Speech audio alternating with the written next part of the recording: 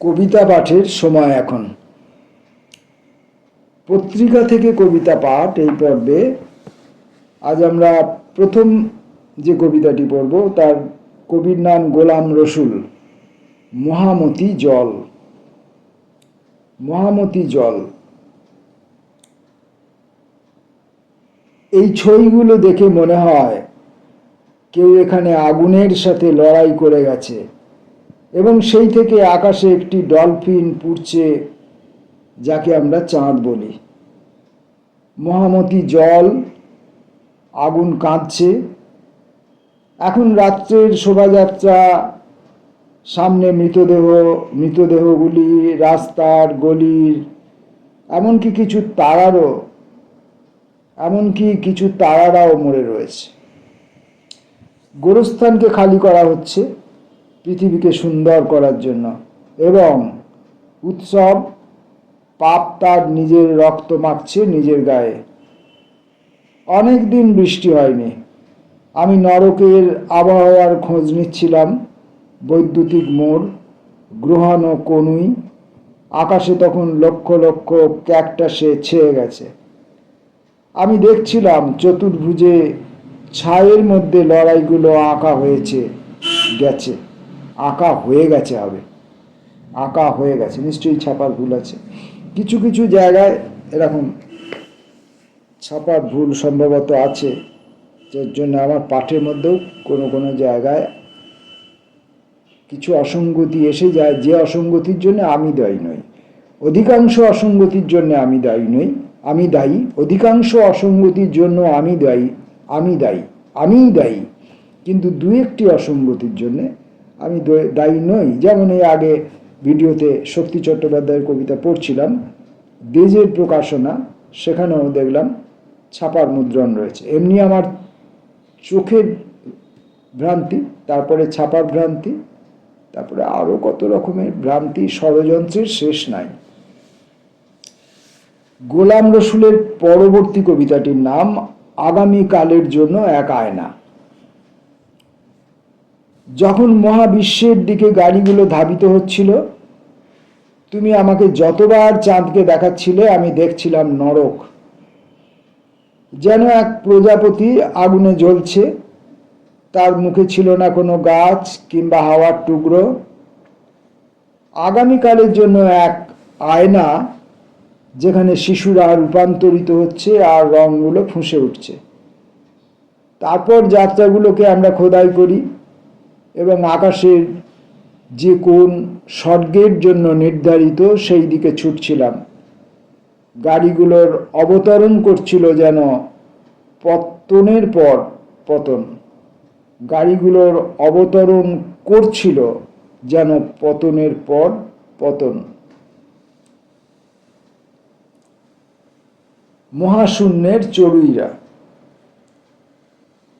ধর্ম ও রাষ্ট্রের বিবাহজাত সন্তান আমি নই। মারাত্মক একটা পংক্তি দিয়ে, মারাত্মক একটা বিবৃতি দিয়ে, মারাত্মক একটা বার্তা দিয়ে কবি পরবর্তী কবিতাটি শুরু করছেন। কবি গোলাম রসুলের ৩ নম্বর কবিতাটি এটি, মহাশূন্যের চড়ুইরা। ধর্ম ও রাষ্ট্রের বিবাহজাত সন্তান আমি নই। আমি পৃথিবীর মানুষ এবং ভূমার একটি গাছ। আমি ভালোবাসি অগণিত নক্ষত্র, যার মধ্যে রয়েছে সীসার গোলার মতো নির্ভার পৃথিবীটা।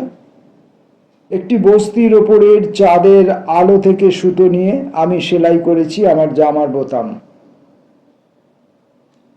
আমি ধ্রুবতারা থেকে রং নিয়ে মেখেছি আমার গায়ে। আমার হৃদয় মাংসপিণ্ড এবং ধরফর করছে কল্পিত ঈশ্বরের হাতে। রক্তে ডুবে গেছে অনেক যুদ্ধজাহাজ, আর সেখান দিয়ে সূর্য ওঠে প্রতিদিন। আমার দিনগুলো ভিখারির মতো ভিক্ষা চায় ইতিহাসের কাছে।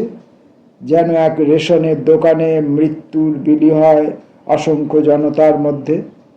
লাইনে আমি অপেক্ষায় দাঁড়িয়ে থাকি আগুনের জন্যে। যেন এক রেশনের দোকানে মৃত্যুর বিলি হয়, মানে মৃত্যু বিলি হয় আর কি, মৃত্যু বন্টন করা হচ্ছে অসংখ্য জনতার মধ্যে। লাইনে আমি অপেক্ষায় দাঁড়িয়ে থাকি আগুনের জন্য। প্রতিটি আগন্তুক নৈরাজ্য শোষণের কালা পাহাড়ে যখন পিষে যাচ্ছে মহাশূন্যের চড়ুইরা, আমি আমার নাম খুলে ফেলেছি এবং উড়িয়ে দিয়েছি তাদের সামনে।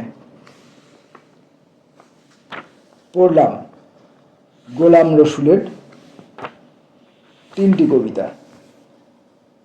এরপরে পড়ব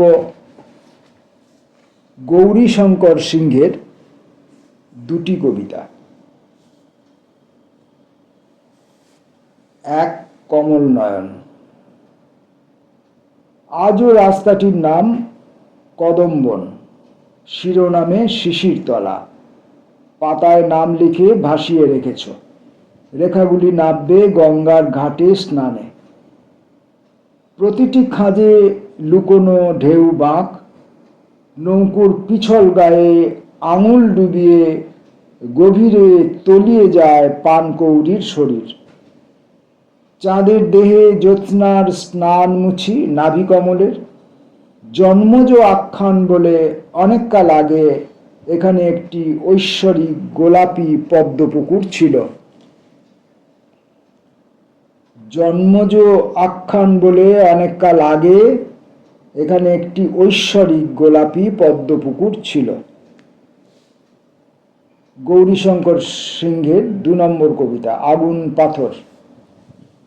এই যে পাথরে পাথর ঘেঁষে শুয়ে দেখছো আমাকে স্থির, পাথরের চোখে চিকন আলো খেলে বেড়াচ্ছে। হঠাৎ খোলা পুরনো দরজার মতো তোমাকে আবিষ্কার করি। কালো ভ্রমর, ভ্রমর কালো চুলের ভেতর সমুদ্র সমগ্র। হঠাৎ খোলা পুরনো দরজার মতো তোমাকে আবিষ্কার করি। ভ্রমর কালো চুলের ভেতর সমুদ্র সমগ্র।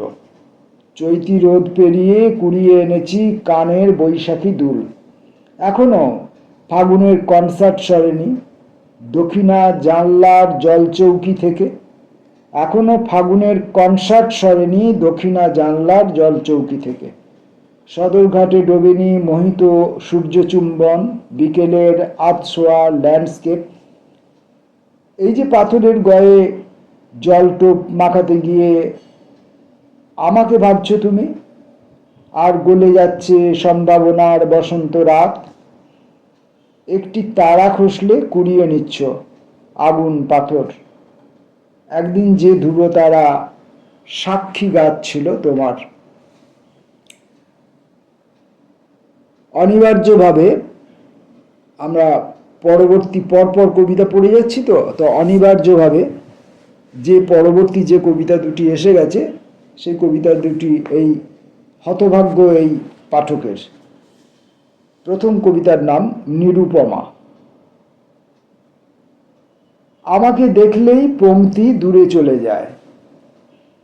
অনুমতি ছাড়াই যখন অভিমান সক্রিয় হয়ে ওঠে, নিম্নচাপ সৃষ্টি করে তরল পাষাণে। তুফানের সামনে যার চ্যালেঞ্জ হওয়ার কথা, সে তখন কোনো পংক্তিতে প্রথম আসনটির জন্য লোলুপ। কেবল আমারই অযোগ্যতার কারণে রাত্রি তার যাবতীয় অলঙ্কার হারায় কিষ্কিন্ধা পর্বতে। একটি মথের রেণুমাখা স্বপ্নে জাগে প্রেম উচ্চারণ। এই হতভাগ্য আমির প্রথম কবিতাটি পড়লাম নিরুপমা। দ্বিতীয় কবিতাটি আসঙ্গ। কবিতা কিনা জানি না, ক্ষমা করবেন, মাফ করবেন। লেখা কয়েকটি লাইন। হাত থেকে পিছলে বেরিয়ে গেছে শিঙি, যাবার সময় কাঁটা পরিপাটি। এখন চোখের সামনে জলের সঙ্গে তার ঢলাঢলি। রোদের ঝকমকে চিঠি গাছের পাতায়, আর সব উন্মুক্ত গোপনেরা পরস্পরের রূপ দেখে নিচ্ছে পরম আদরে। সারা পৃথিবী থেকে প্রত্যাখ্যাত বঞ্চনা কেবল আমার কাছে আশ্রয় নিয়েছে। আমি তাকে নিয়ে জড়িয়ে মরিয়ে শুয়ে।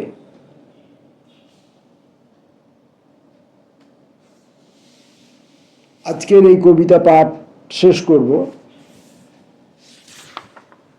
আরও দুজন কবির কবিতার মধ্য দিয়ে। প্রথম কবি পলাশ পাল। পলাশ পালের প্রথম কবিতা ব্যাকটেরিয়া। বিচ্ছেদহীন দুটি কথা ঘর বেঁধেছে, কথার জানালা খুলতেই ঝুল বারান্দায় মায়া মাকড়সার জালে আটকে আছে। তোমার ব্যাকটেরিয়ার ডাকনাম ঘরের চৌকাঠে কত চাওয়া পাওয়ার গন্তব্যে এখন একটা ড্যাশ। বদলাতে বদলাতে প্রবেশ করে দীর্ঘশ্বাস ওই কাঙাল চিলে কোঠায় একটা পথের জন্ম। কথা হয়েই থেকে গেল তোমার অভিশপ্ত ব্যাকটেরিয়া। পলাশ পালের পরের কবিতা পাথর। পাথরটা ভেঙে গেল বুকের উপরে, এই দগ্ধ বুকে এখন সময়ের হিসাব কষতে কষতে ভয়ার্ত ফুসফুস কবিতার শ্বাসনালীর সংকোচনে। বদলে যায়নি পাথর, কি আশ্চর্য! বুকে হারিয়ে যাওয়া গল্প আজও মিথ্যে, নিষ্ক্রিয় উপসংহার। জীবন্ত উদ্ভিদের গায়ের সেই আষ্টে গন্ধে তোমার অদ্ভুত লোলুপ দৃষ্টি খুঁটে খুঁটে খাচ্ছে পাথর, কি আশ্চর্য! পাথরগুলো সব ভেঙে যাচ্ছে। আজকের কবিতা পাঠ শেষ করব আমার একজন প্রিয় কবি মলয় গোস্বামীর কবিতা। কবিতার নাম বপন। অনন্ত রাত্রি মোহ বিলাসিনী মোহরের বাড়ি, হঠাৎ বেড়াতে এসে ভালোবেসে কথা বলেছিল। কথা তো বলেই ছিল, মধুর কথার মায়ামোহ হাঁটু ভেঙে দেখালো তো দ্রোহ। তুমি মেঘ, তুমি গান, সকল অভিমান ছেড়ে যেভাবে উঠেছে সংসার, তেমনি দ্রোহের কথা একে একে বুনে দিয়েছিলে। ভয় পাই দোকানের মধ্যে থেকে নিতাই ডাকবে কেন? সে কি জানে না যে আমার মেঘের অসুখ? পথে যে দৌড়ে যাব তার উপায় নেই, পথই দৌড়াচ্ছে আমার মধুর সব শেষ। তবু নিতাই ডাকছে, তার সামনে ঝোলানো জিনিসপত্র সরিয়ে খচমাচ শব্দ হচ্ছে। নিতাই বলছে, দাদা ভয় নেই, আমি কিন্তু আপনার সঙ্গে আছি। এইটুকু শুনে ভয় পাই আমি। একদিন দেখব আমাদের কাটা মুন্ডু নিয়ে অনেক বলেছি তোমার নার্ভের রোগের কথা, স্যাক্রিফাইস কথাটা নিয়ে বলেছি অনেক। দুফারলং দূরে মায়াকনন আর তুমি। মাঝে মধ্যে একটা পোষা বিড়াল দরজার ফাঁক খুঁজতে আসে, পায় না। আমি কারোর কথা তেমন বলতে চাইছি না, তবে ভালোবাসা নিয়ে অনেক দূর হেঁটেছি। হেঁটে আর কি হলো? আর কি পারলাম তোমার ধুলোয় লুটিয়ে পড়া মন্দিরার বাজনা ঠিক করতে? আর কি পারলাম তোমার ধুলোয় লুটিয়ে পড়া মন্দিরার বাজনা ঠিক করতে? না, পারিনি। আর কি পারলাম তোমার ধুলোয় লুটিয়ে পড়া মন্দিরার বাজনা ঠিক করতে? এই না পারিনি কথাটা কবির কবিতার লাইন নয়, ওটা আমার অভিব্যক্তি। না, পারিনি। আর কি পারলাম তোমার ধুলোয় লুটিয়ে পড়া মন্দিরার বাজনা ঠিক করতে? বিশ্বাস করো, তোমাকে আমি ভালোবাসি। ভালোবাসতে বাসতে বিশ্বাস করি যে একদিন দেখব তুমি মাটিতে হাঁটু ভেঙে বসে মন্দিরার ধুলো ঝাড়ছ। বিশ্বাস করো, তোমাকে আমি ভালোবাসি। ভালোবাসতে বাসতে বিশ্বাস করি যে একদিন দেখব তুমি মাটিতে হাঁটু ভেঙে বসে মন্দিরার ধুলো ঝাড়ছ।